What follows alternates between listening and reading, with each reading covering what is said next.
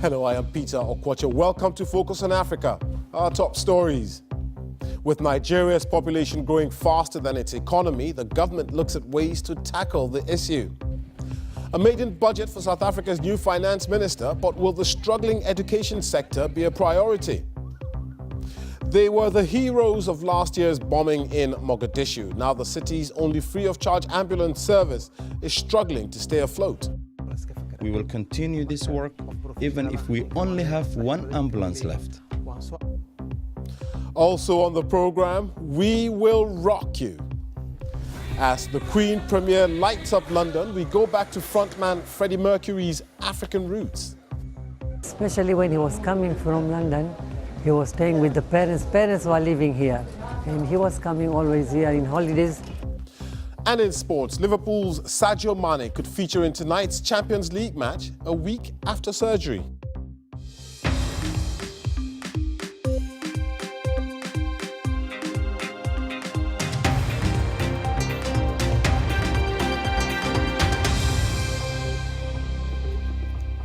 Thanks for joining us here on Focus on Africa from BBC World News.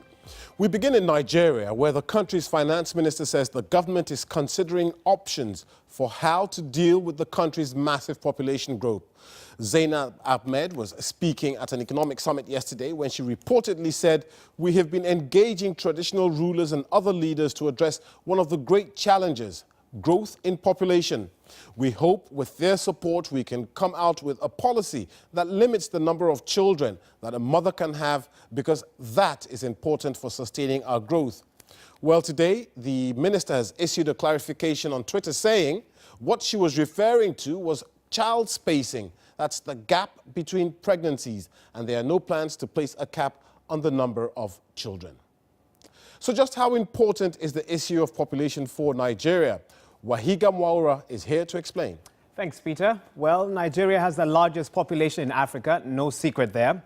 It's estimated to be around 198 million people. And according to the United Nations, that could double to 410 million people by 2050. Let's put this into perspective now. By 2050, Nigeria could become the third most populous country in the world, even ahead of the United States.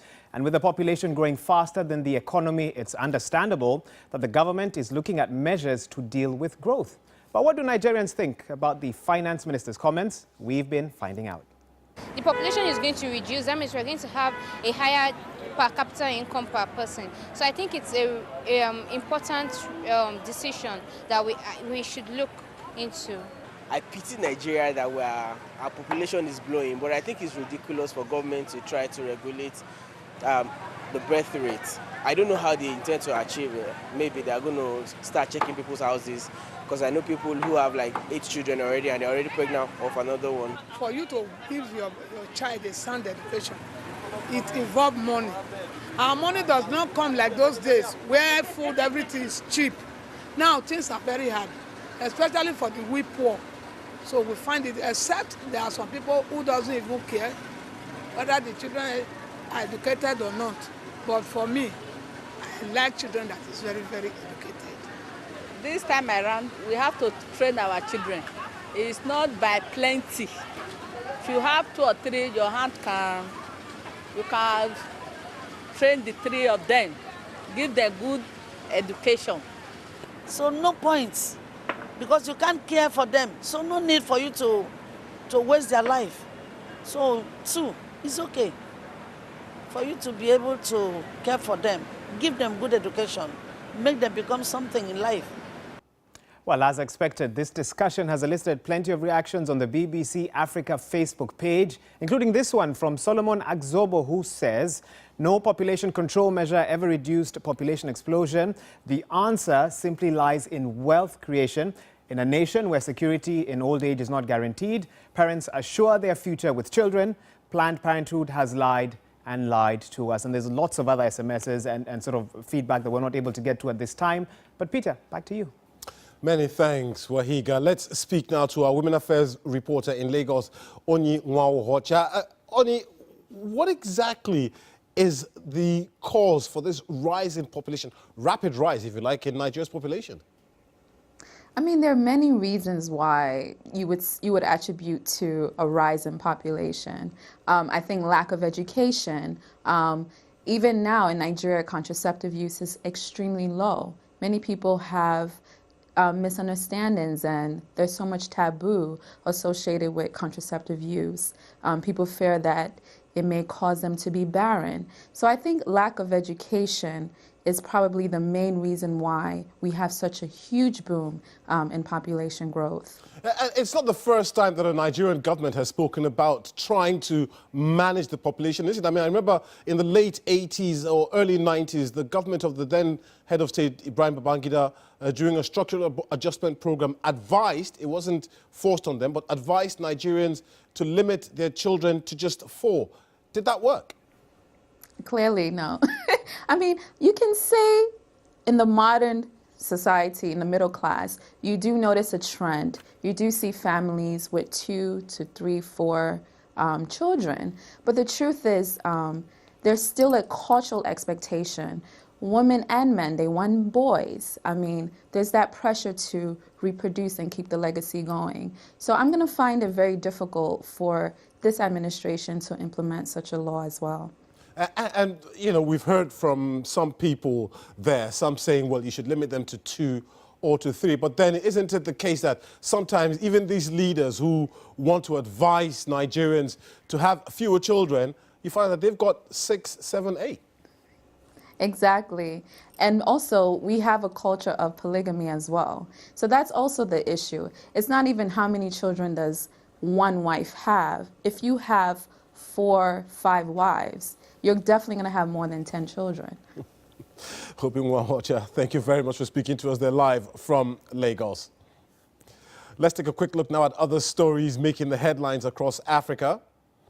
Nigeria's parliament has passed a law capping campaign spending for next year's elections. Presidential candidates' limit has been set at $14 million. The Electoral Act also stipulates how electronic card readers used for the accreditation of voters at polling stations should work. Card readers were only used at some polling stations during the last elections. Kenya's High Court has released a governor who has been charged with aiding and abetting the brutal murder of his ex-girlfriend on a $50,000 cash bail. Migori County Governor Okot Obado had been in custody since his arrest last month, which followed weeks of public anger after the body of Sharon Otieno, a 26-year-old university student, was found in a forest. And Cameroon's government has issued a public tender for the construction of a new residence for the president of the Constitutional Council, the same legal body that just 2 days ago announced the re-election of longtime President Paul Biya.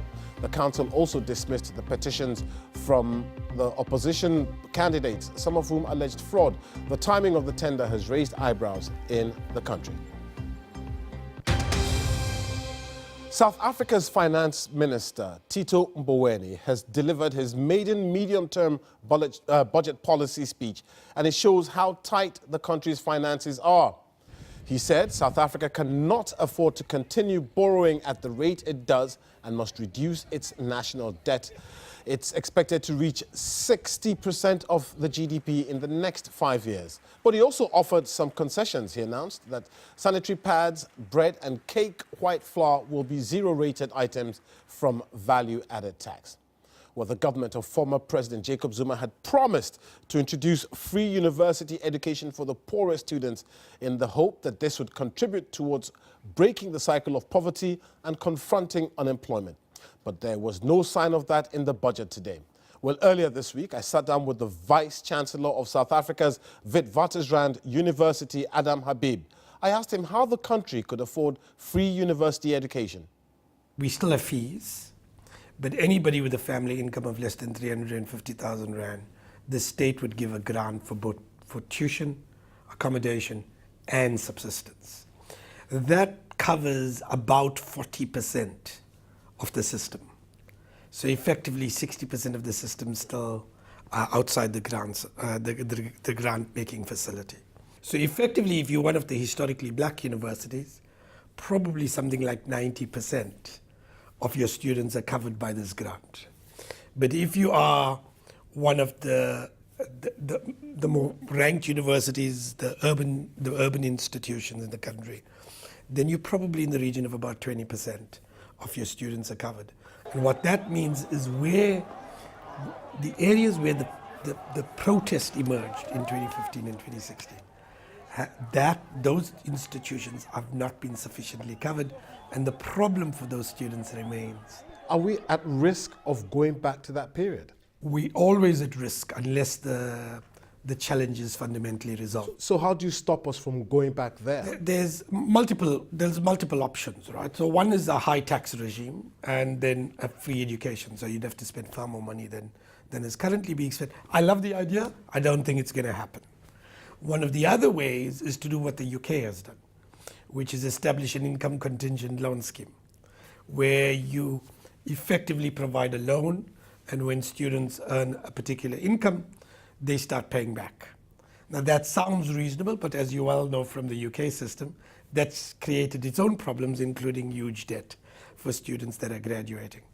So at the moment, it seems to me, we've solved the problem for 40%, the poorest of the students. But if you like the middle classes, the next 40%, the next 45, 50% is where the problem lies. And at the moment, there isn't a solution. Well, I mean, there's also the issue of students leaving or going abroad, traveling outside the continent to go and study for graduate degrees. I mean, some of them do come back. What does that say about university or tertiary education on the continent? Oh, I think we've got a problem. And by the way, not enough come back. Let's be honest, that we've had an internationalization of the last 30 years. Effectively, what happens is you do some of your undergraduate education on the continent. And so if you're in Nigeria, you do it at Ibadan or Lagos or one of the many other able institutions. And then you go to the UK. And then you go to the US, or you go to Western Europe or China. And then too many do not come back. In an era where we're having these technological transformations, we will set back Africa for the next 100 years if we don't have the courage to establish our own institutions and are willing to make the trade-offs to make them sustainable. What we therefore need is the ability to train graduates who are capable of continuously reinventing themselves. That's Adam Habib. He's the Vice-Chancellor of the Witwatersrand University in Johannesburg. This is Focus on Africa from BBC World News. Still to come, in athletics, world marathon record holder Eliud Kipchoge wins Kenya's UN Person of the Year.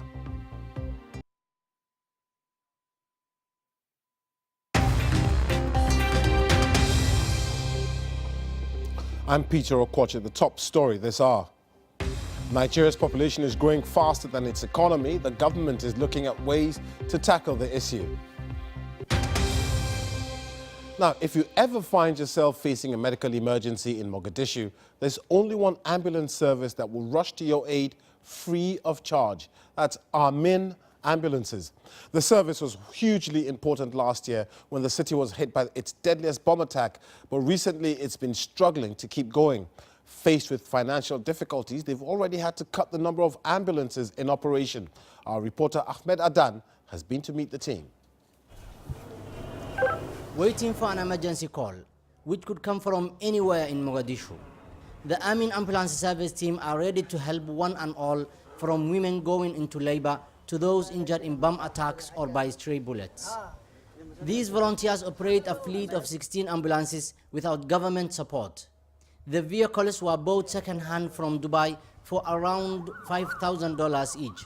But now, financial pressures as Amin struggles to find donors could mean the end of the only free ambulance service in Somalia's capital. We are trying to save this service for as long as we can. We go to people who know us and ask for help with petrol, tires, even $1 can help. I'm a university lecturer. I often ask students to donate money to help save a life.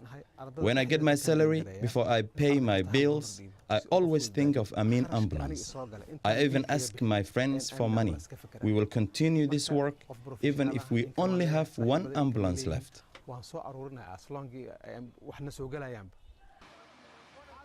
October 14 in Mogadishu last year saw the deadliest attack in Somalia's history. a truck bomb exploded, killing 587 people and wounding over 300. Amin ambulances were stretched to capacity. Many of the injured were ferried to hospitals in private cars without first aid support. Billy Adam Farah was one of the lucky ones, collected by an Amin ambulance and later taken to Turkey for treatment. He said they saved his life.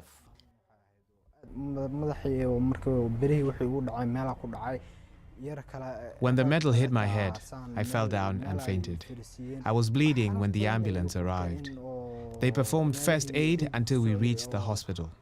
Honestly, they stopped me from bleeding to death. But as the government struggles to provide even the most basic social services, it remains to be seen if any funds can or will become available. In the meantime, these volunteers continue to risk their lives to help save the victims of terror and violence in this fragile city. Ahmed Hassan Adan, BBC News, Mogadishu. You're watching BBC Focus on Africa. It's now time for some sports. Mimi, what have you got for us today? Lots of African Confederation Cup and Champions League. Thank you, Peter. Today sees the second leg of the semi-finals of the Africa Confederation Cup matches. Two teams will be trying to stop the North African dominance. The first will be DR Congo's AS Vita Club, who are currently taking on Egypt Al Masry at home. And so far the result is 3-0 to AS Vita Club. Also, this evening sees Morocco's Raja Casablanca take on Nigeria's Enyimba. Enyimba will be hoping to overturn their 1-0 loss at home to Raja. Egyptian giants Al Ahly have booked their place into the 12th final of the Africa Champions League. That's despite losing 2-1 away to Algiers' ES Sétif. They're through based on a 3-2 aggregate. Al Ahly will now face Tunisia's Esperance in November's final. They beat Angola's Primeiro de Agosto 4-3 overall, but Primeiro de Agosto's coach Zoran Majolovic says the environment during the match was like a terror film. Video footage shows flares and loud explosions going off during the match, as you can see right over there. More European Champions League action tonight. Liverpool's forward Sadio Mane could possibly feature as they take on Red Star Belgrade. It comes just a week after he had surgery on his hand, which he picked up whilst playing for Senegal during the international break. It led to him missing Liverpool's win over the weekend to Huddersfield. Guinea's Naby Keita as well as Jordan Henderson will miss tonight's fixture.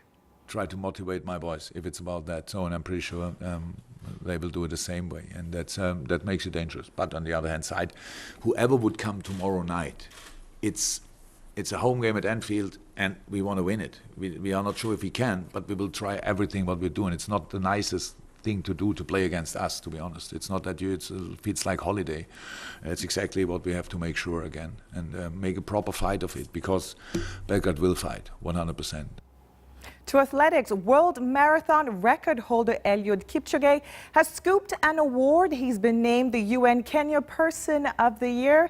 In September, the 33-year-old set a new marathon record with a time of 2 hours, 1 minute and 39 seconds in Berlin. He shaved off nearly 1 minute, 20 seconds off the previous best. He's been recognized for his sports performance as well as for his work on HIV/AIDS in Kenya. Now, have you heard of Maracanã? I'm sure you have. No, I'm not talking about the famous stadium in Rio de Janeiro. In football-crazy Ivory Coast, they have come up with a six-a-side version of football nicknamed Maracanã, and they want it to go global. Check this out. Ivory Coast is the beating heart of Maracanã. There are 28 leagues, 90 clubs, 18,000 registered players, and nearly 5 million people who play the game in Ivory Coast. That's around a fifth of the population. So how on earth did it become so popular? The first Ivorian president, Félix Houphouët-Boigny, sent some students to Brazil. They went into the mythical Maracanã Stadium. People were playing six-a-side there, and the students joined in. When they came back to Ivory Coast after their studies, they introduced the game to the university campus. And so Maracanã was born. Now the game is popular across much of Francophone Africa, who provided nearly all the teams at last month's Maracan. It's six-a-side with no goalkeeper and played with a ball that is smaller and lighter than a normal football. The goals are smaller too, and crucially, you can only score within 6 meters of the goal. Maracana unites people. It's friendship, brotherhood, warmth. It brings people together. Ivory Coast dominate the sport and have won the last 5 continental competitions, including last month's Maracan in Abidjan. This African creation is certainly spreading beyond its shores. France and Canada had teams in Abidjan last month, and in 2 years' time, the first ever Maracana World Cup will take place in Canada. The first World Cup in Canada? I promise you that we'll go get it. Now, I was volleyball captain, but I was very good at indoor football. We should give it a go. I was just about to ask you, have you played football before? Because you like football so much. But have you played football before? I have played. I was told I'm a good defender. Yeah, right. That's it on Focus on Africa for today. I am Peter Okwoche. Thanks for watching. Have a good evening.